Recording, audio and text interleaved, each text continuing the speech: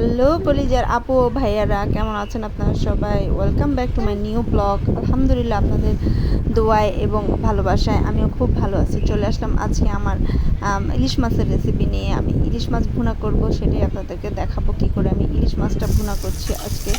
আজকে দুপুরে খাবারের জন্য আমি ইলিশ মাছ ভুনা করব, সেটাই আপনাদের সাথে শেয়ার করব। প্রথমেই আমি আপনাদের সাথে কিছু কথা বলবো, সেটা হচ্ছে আমরা যারা নতুন ইউটিউবে কাজ করছি তাদেরকে আপনারা ভালোবাসা দিবেন, প্রচুর পরিমাণে ভালোবাসা দিবেন, যাতে করে আপনাদের ভালোবাসাতে আমরা কাজে আরও উৎসাহ পাই। এদিকে আপনাদের সাথে কথা বলতে বলতে আমার পেঁয়াজ মরিচ ভাজাটা হয়ে গেছে। এখন আমি পরিমাণ মতো হলুদ গুঁড়ো, মরিচ গুঁড়ো, ধনিয়া গুঁড়ো দিয়ে দেবো। যেহেতু ইলিশ মাছ, তাই আমি আদা বাটা, জিরা বাটা এগুলো দিব না, কারণ আমাদের বাসায় আমরা ইলিশ মাছের কোনো প্রকার আদা বাটা, জিরা বাটা ব্যবহার করি না। শুধু গুঁড়ো মশলা, পেঁয়াজ, কাঁচামরিচ, তেল, লবণ, আমি সুন্দর করে মশলাটা কষিয়ে নেব। মশলাটা কষিয়ে একটু সামান্য পরিমাণ পানিও দিয়ে দিব, আর একটু ভালো মতো কষানোর জন্য। দেখেন কত সুন্দর একটা কালার চলে আসছে, আর তেলটা উপরে চলে আসছে। মশলাটা তার মানে কষানো হয়ে গেছে। এখন আমি পরিমাণ মতো পানি দিয়ে দিব, যেহেতু আমার কোনো তরকারি ছাড়া শুধু পেঁয়াজে মাছটা ভুনা করব, এই জন্য আর আমি বেশি একটা পানি দিব না, অল্প একটু পানি দিয়ে আজকের তরকারিটা রান্না শেষ করব।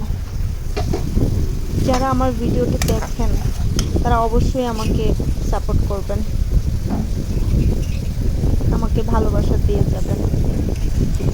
এরপর যে আমি আমার ভাজা মাছগুলো, আমি যে মাছগুলো ভেজে রেখেছিলাম সেই ভাজা মাছগুলো দিয়ে দেব। ভাজা মাছগুলো দিয়ে দিলাম।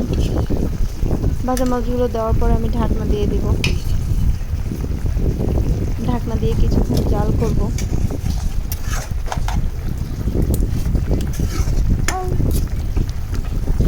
ঝোলটা একদম টেনে শুকিয়ে আসবে,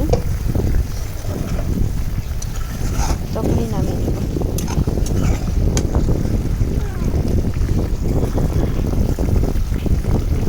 রান্না করার সময় আমি ভাবি কীভাবে আপনাদেরকে আমি নতুন নতুন ভিডিও দিতে পারবো, কীভাবে আমি কী রকম করে রান্না করলে আপনাদের দেখতে ভালো লাগে, আমি সেগুলোই ভাবতে থাকি আর চিন্তা করতে থাকি, যাতে আমার ভিউয়ার্স